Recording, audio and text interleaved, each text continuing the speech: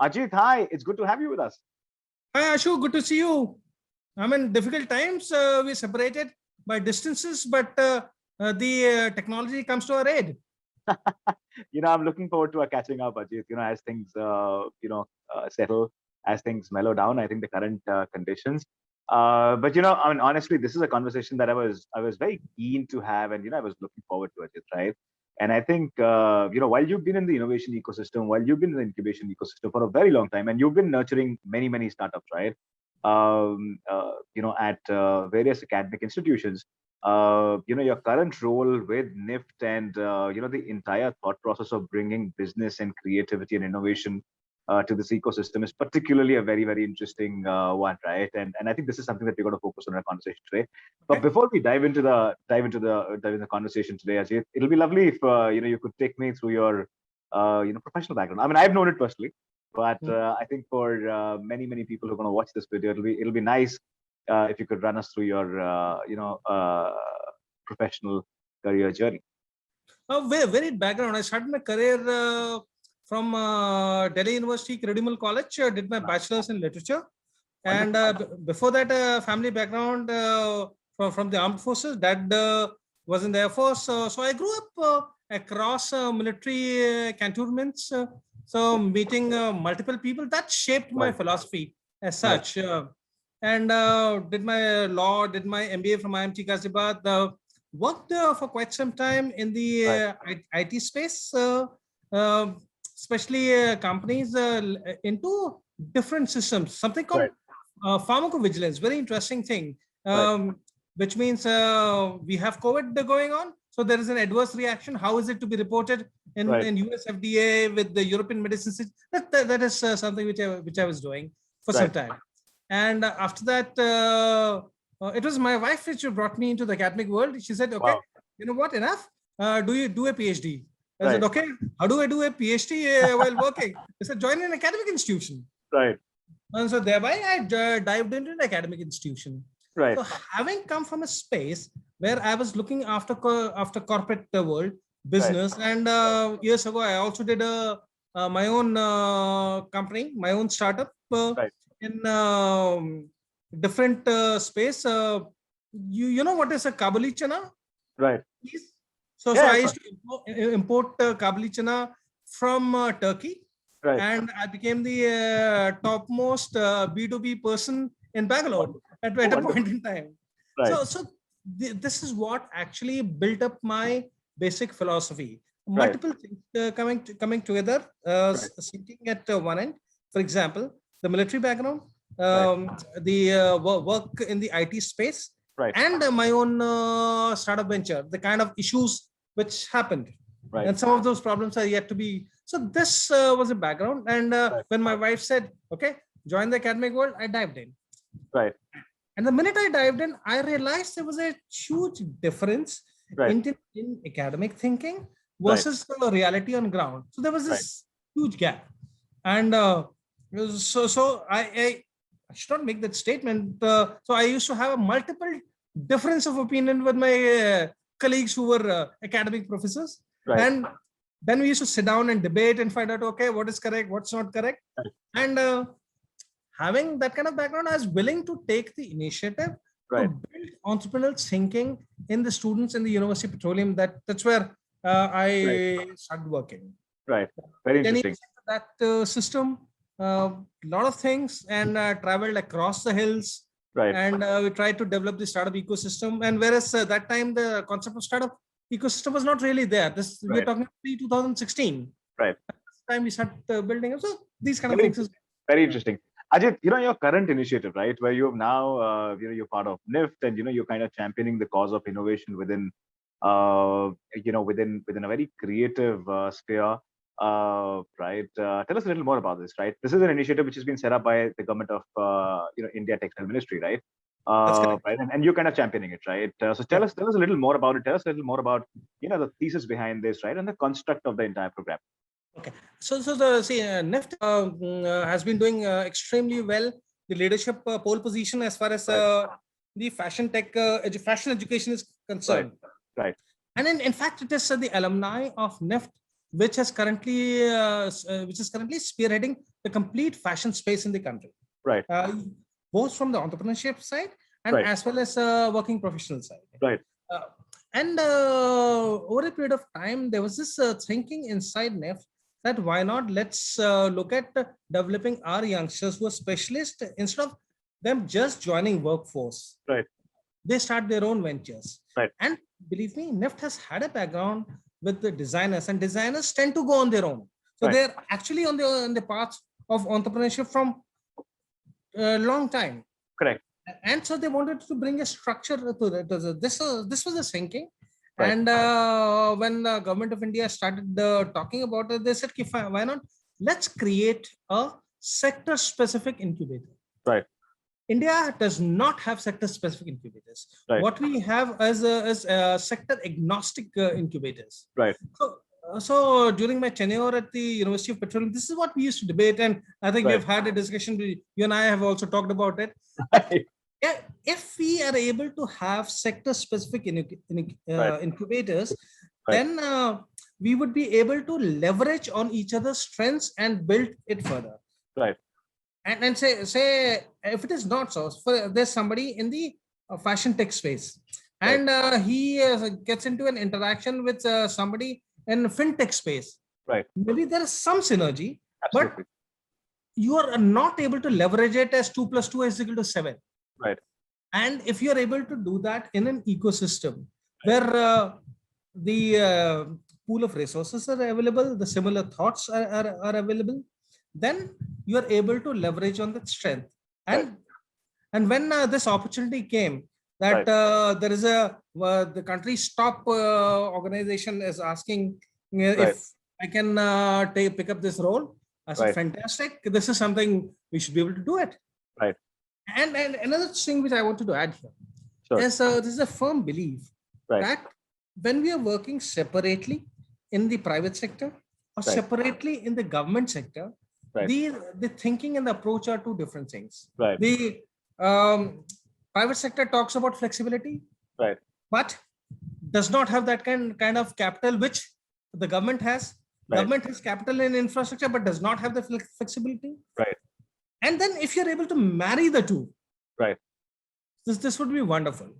So with that kind of background, I mean, I come from the private sector, and with the strengths of the government available to me, I'm sure this organization which we are trying to create will go very long way to support this ecosystem. Wonderful. Ajit, and I completely agree with what you're saying, right? I think many designers, and like you said, right, eventually I think designers go on their own, right? Or people in the creative industry go on their own because, they want a freedom of expression, right? There is a certain thought process, right? And I think it usually becomes difficult to express themselves in a certain, in a constrained environment, right? And I think thus there is naturally this inclination to go solo in many design community itself. Design community itself, right? And I think I can completely agree with what you're saying, right? That if you institutionalize this process, right, where you give them the right kind of handholding and structure, you will have very large design-backed organizations, which will come up, right?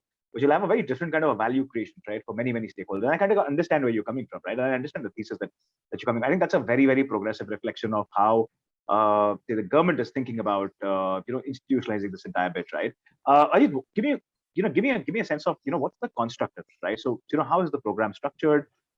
Is this going to be available only in one city? Is this going to be available in many cities? Who are the people who can become a part of it? Tell me a little more about this. Okay, so when we started talking about it, we said that instead of looking at fashion and textile space in a generic manner, let's start to deep dive. Right. How we deep dive? So the organization started looking at certain focus areas. Right. So they identified 4 focus areas. Right. One is the home and spaces within the fashion and textile segment. Okay.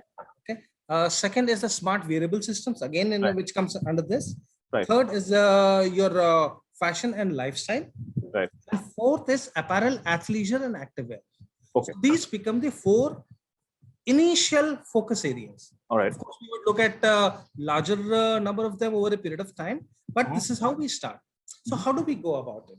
I really appreciate Government of India's thinking on this. They said that each of these incubators okay, would be housed within NIFT. Right. That's where the pool of knowledge exists. Right. And then we would give them enough capital grants for purchase of capital assets, so that state-of-art infrastructure in these focus areas starts coming in. Oh, wonderful. Right. So what has happened? You have the home and spaces in Delhi. Right.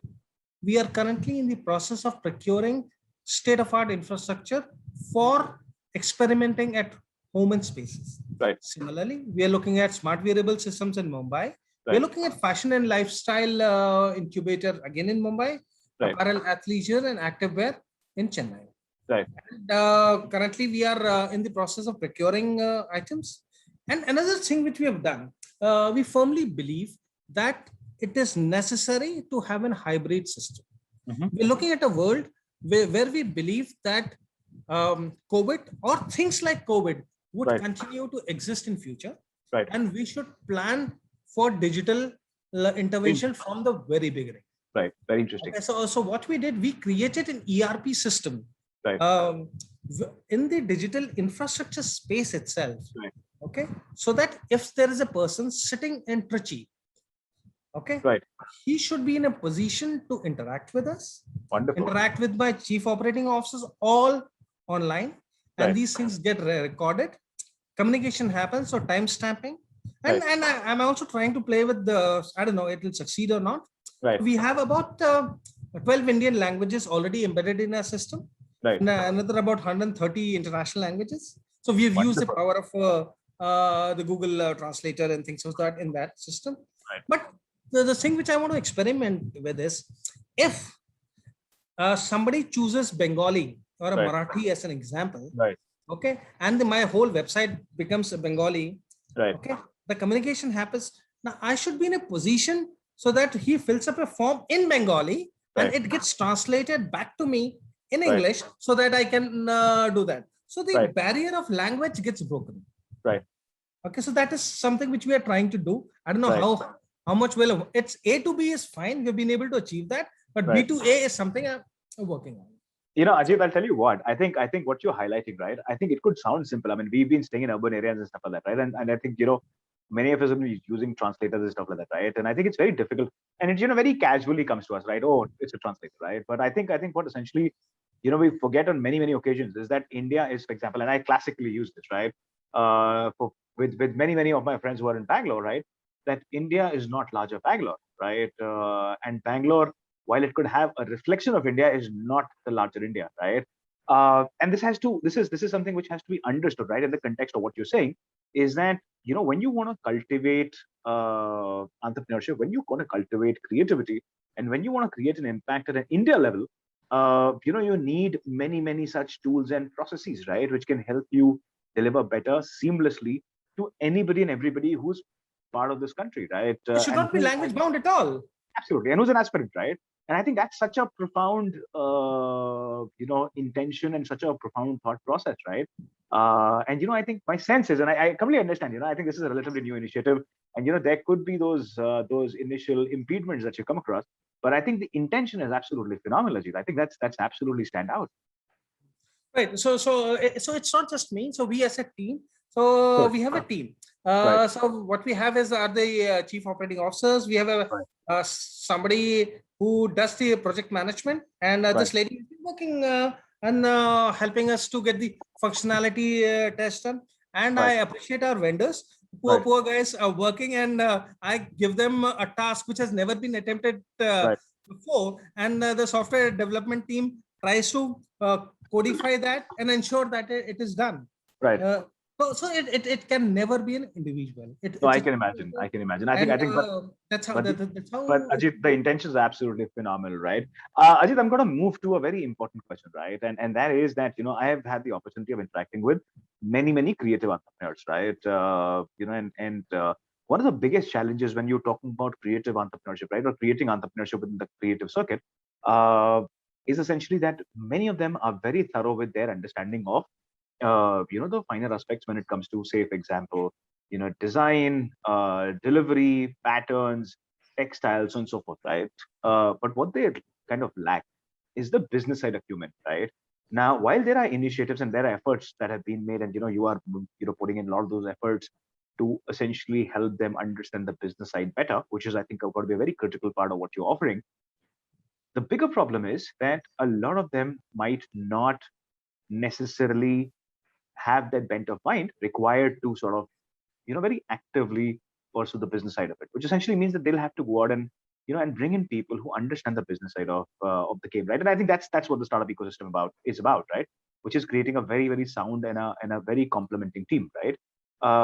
What are your efforts on that front, right? I mean, given that this is a sector focused initiative, given that you will try and sort of educate them in areas like say business, finance, marketing, so on and so forth, right? But are you also working and helping them and enabling them to go out and create teams which can actually complement their skill set, right? How important is that as a part? Yes, I mean, a firm belief is that business cannot happen at a singular level. Right. It is a diversity of minds which goes together. So how are we doing it?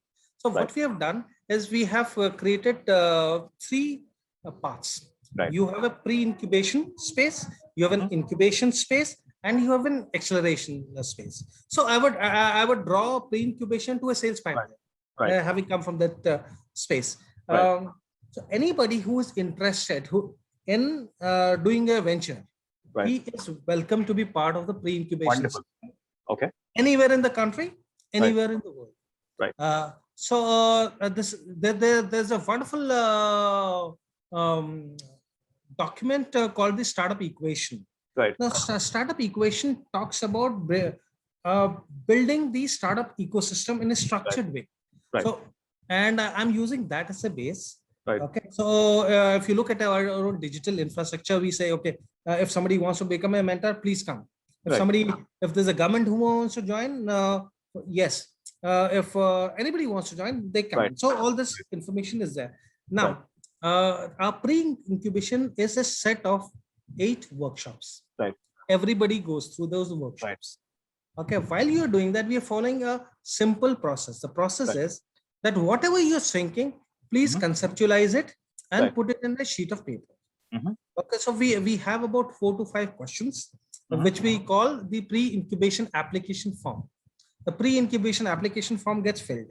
Right. Okay. So those fuzzy thoughts find an expression. And we believe that when people write something, there is a lot of processing happening inside the mind, making it much more clearer. Right. That comes in. Then it is my chief operating officers and I, we view that. Okay. Okay. And then your those 8 workshops are being planned. Right. Now, a wonderful tool used by the Silicon Valley and worldwide is the business model canvas, which we as SMEs do not really practice. Right. Okay. So this business model canvas is something which comes at pre-incubation stage itself.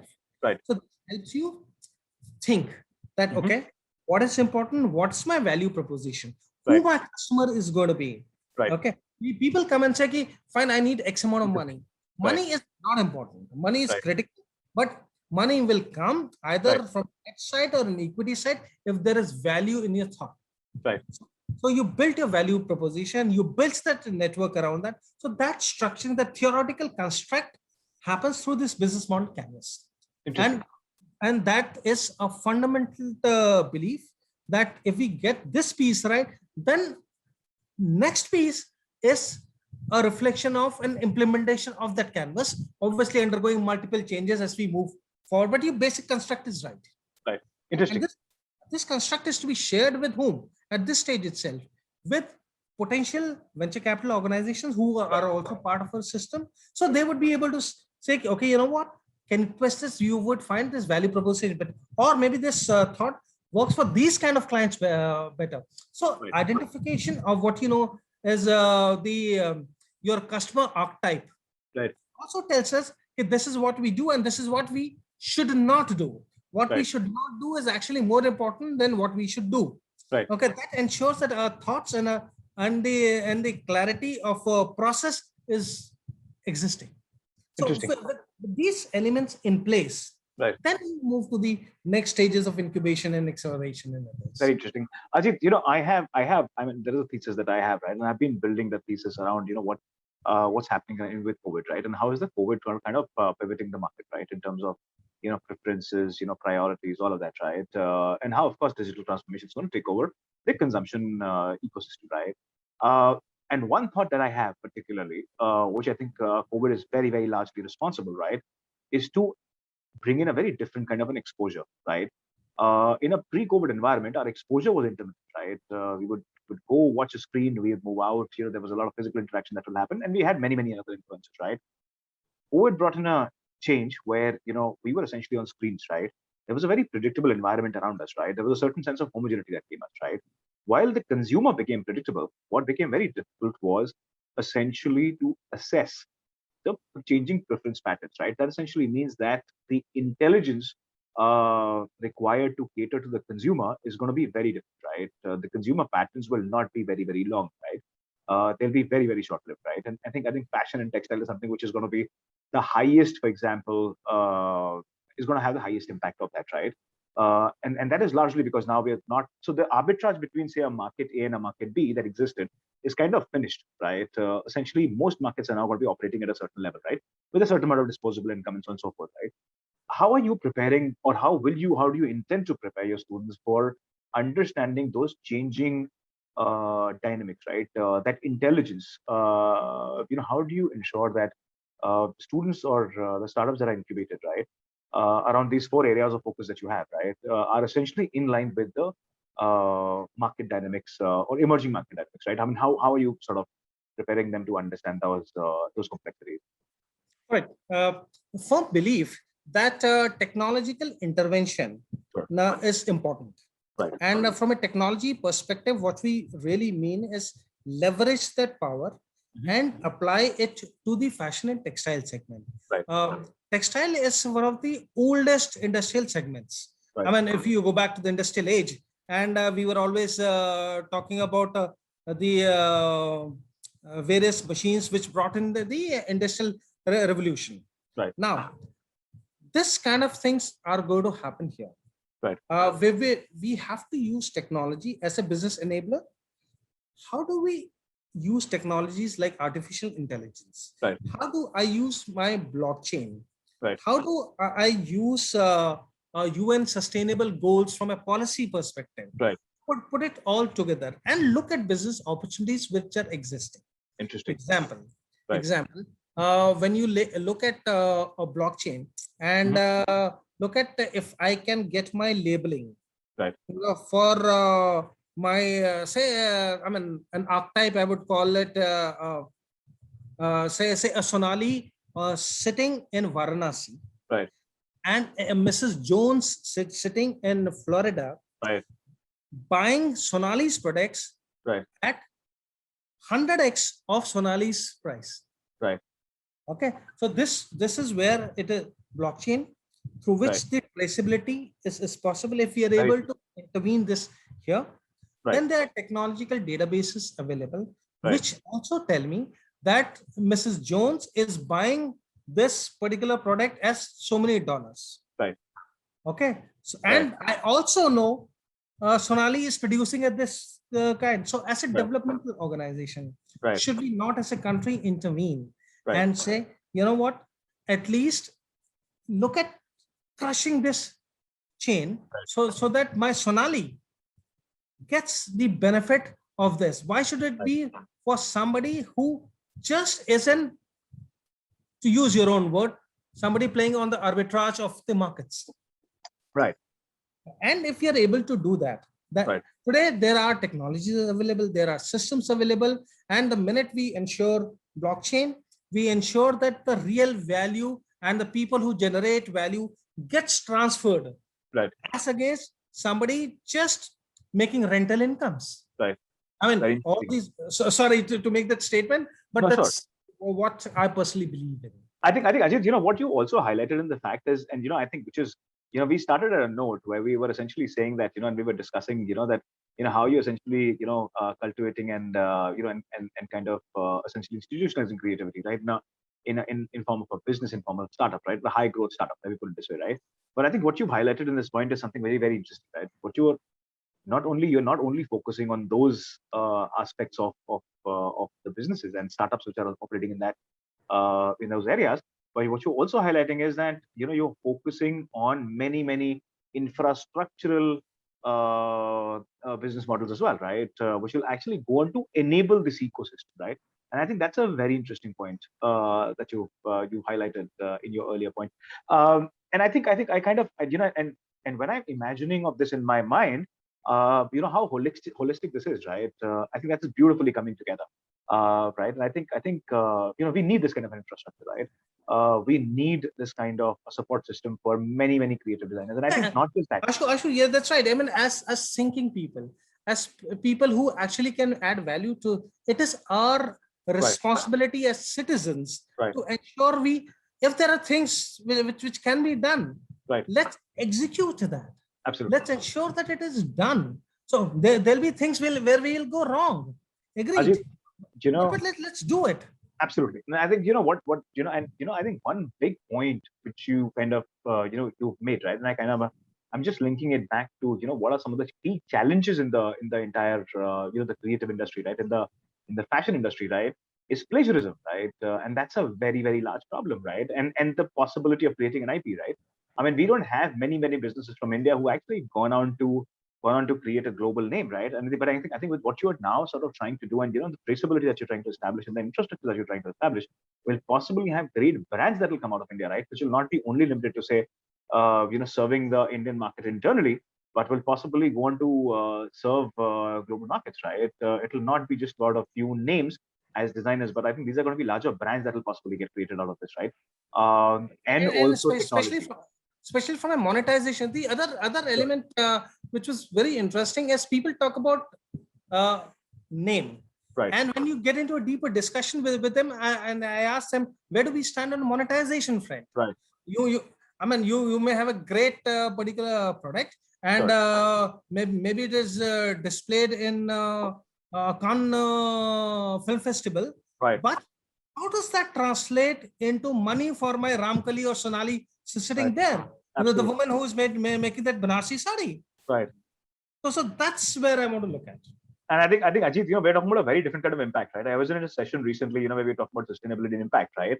And I think the biggest challenge I think that got highlighted is that, when you talk of India, I mean, and the fact that we exist in many layers, it's so difficult to sort of get to that point of impact, right? And, you sort of from the impact to percolate to that last mile. But I think with what you're highlighting, I think there is this huge possibility which will now emerge, right? And that will possibly be very exciting in that sense. And I think I'm particularly excited about the possibility of creating IPs out of India, right? And these are design and creative IPs, I think, which is so much more important, right? We've never gotten our due for the longest time, right? And I think we've been originators of a lot of fabric, of a lot of textiles, a lot of patterns, which are kind of being used and consumed internationally. Unfortunately, they don't come from Indian designers, right? Or they don't come from Indian brands, right? And I think which is very unfortunate for us. But I think with what you are now doing and the foundation that you're laying, I think there is a possibility that we will come to fore with that with that limelight, right? With that cred that needs to be given to us. Ashu, just talking about that. Sure. So we talk about IP creation, but I also would like to highlight the fact there are things for which we should definitely create. But as we grow as a community, sure, and as a globe, then the concept of open innovation becomes very important. Somebody Absolutely. Should be in a position to leverage and build upon that. So fine. Now, IP patent critical, but we have to go beyond that also, and that's where the open innovation systems and open innovation thoughts come in. Interesting. Ajit, you've talked about open innovation, right? And my next question essentially is about industry partnerships, right? Fashion as a fraternity is worked very closely, right? I think it's one of those ecosystems where everybody knows everybody, right? It's not an ecosystem where it's unevenly distributed, right? It's a very closely knit community, right? How are you leveraging that, right? What's your emphasis on industry partnerships, right? And how are you leveraging some of those relationships for the startups that you're going to house at the incubator? Okay, so what we would like to, we have not done that as yet, as leverage the power of our alumni, which are at various places across the globe. Sure. And so inside NIFT, you have organizations which are looking after alumni relationships and those kind of things. So these guys become my mentors. of my startups. Okay. And when I use the word mentor, it is a person who has already done, built that. Only this person can actually become a mentor, not mentor for the namesake of becoming a mentor. So that transfer of knowledge in the Guru Shishya Parampara moves forward. And so this, plus you have a lot of people, I have come across them who are not graduated from a NIFT or any other, but they have brighter ideas. So when we create this digital infrastructure, which we are trying to do at NFDI, you find that they would be in a position to leverage that. And then when we do the cross linkages of mentors, governments, universities, this together with our pre-incubatees and incubatees, the leverage which is possible is going to be immense. And that's what we're trying to build. And also believe that things which are routine in nature, let's go ahead and ensure they're automated. And things which definitely creative people definitely require an interaction. For example, you make a beautiful design and you're talking a subtlety in a color combination. This is not at the moment possible through screen time. So that is when you interact. And have that discussion with the right kind of people. We're also exploring this possibility. I don't know. So for example, there is a machine which is in Chennai. Okay, and in my AAA, which is incubator, why should somebody sitting in Punjab not block that particular machine at a certain amount of time? Say for on 3rd of January, okay, between 7 a.m. to 2 p.m. Sitting in what do you call Punjab, I block that. Okay, without any intervention from my side or my chief operating side. Why should it not be completely transparent? And once we do that, the trust into the system starts coming back. And then we would be able to achieve multiple things. Very interesting. Very interesting. Very interesting. Ajit, there is a lot of work on AR, VR, which is happening, right? And I think there is a lot of work which is happening on retail technology in general, right? Is that something which is going to be part of your incubator? Are you going to be promoting technologies which are also operating in ensuring that better measurements, for example, right? Visualization. Are those areas of focus for you within the 4 subsets that you've identified? Okay. So NIFT as such. So here I'm talking about the academic institution. Academic institution NIFT also runs multiple projects. And I'm taking this liberty of sharing with you that there is a project going on currently in NIFT, which is looking at India size. That I mean, you have the British size and the American size. Where's India size? So NIFT has taken that initiative and is working on it. It's a complicated one. It's a complicated one, and there's a separate team working on it. I'm not really privy to that, but I know this is happening since it is happening next to my office. So I'm aware of that. And good work is being done by the team. Wonderful. And over a period of time, I should be in a position to leverage the work which we have done to take it to multiple AR VR technology. AR VR is something which gets built into the fashion retail segment. Correct. It's a critical component. And there's a lot of work which is happening, right? So Ajit, we're towards the end of the conversation, right? I think I've had a phenomenal time, speaking with you today. How I wish, this was a conversation that could go on. But I think in interest of time, Ajit, what are the next 2.5, 3 years like, right? I mean, I usually, had we been in 2019, I would have said, what are the next 5 years like, right? But given where we are, and I think times are very, very unpredictable, and and we are, the challenges that we are in. What are the next 2.5 years like, right? How excited are you, being a part of this, right? What are some of the key bits you think are particularly of interest to you that you see getting developed, built for India, being consumed, not just India, but globally, right? What are some of those key things that excite you? Okay, so what excites me is the ability to leverage what we are doing with the marketplaces in the Western world. Use of technology, and technology not for the sake of just technology, but able to ensure that my Ramkali and Sonali benefit. That's a crucial element for me, and this is the conversation we keep on happening with the professors, that if we have an intervention in the technology space, and we must intervene in technology space, right, the Ramkalis should benefit. Right. Okay. And the other element which is important is this linkage on sustainability. Right. That's the part. Textile has been is an industry which has abused the system from an environmental perspective. If you really look at the textile value chain, the kind of pollution which has happened, right, can we intervene there? So I'm in conversation with some folks in with the UNIDO, right, and see how we can take this forward. Right. And the whole idea is that if such a system gets built in, right, a lot of people in the country would get benefited, and right, that's what our role as intelligent people are. Right.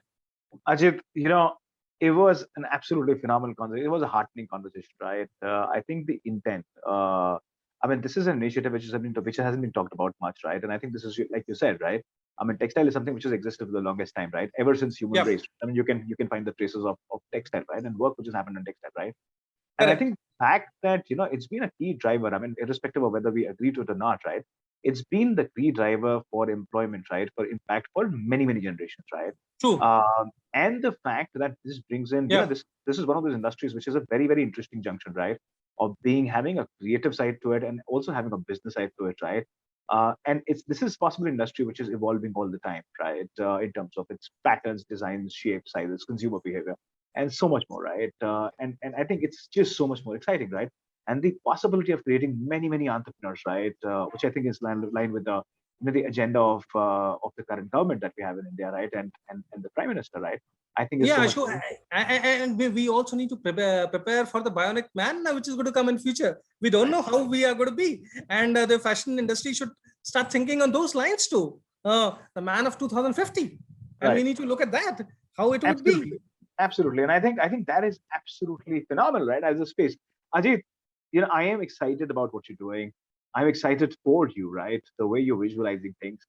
I would love to keep talking in terms of what's happening, what's the latest, right? And I'm sure there are many, many interesting things that you and your team at NIFT are going to be working on, and hopefully India is going to become an export nation when it comes to tech. I mean, we've had a large part of exports, but here this time around it's going to be original design, it's going to be original tech, which we are going to be catering to the world for, right? Ajit, it was a pleasure to have you with us. Thank you so much. Pleasure. And enjoy talking to you, Ashu.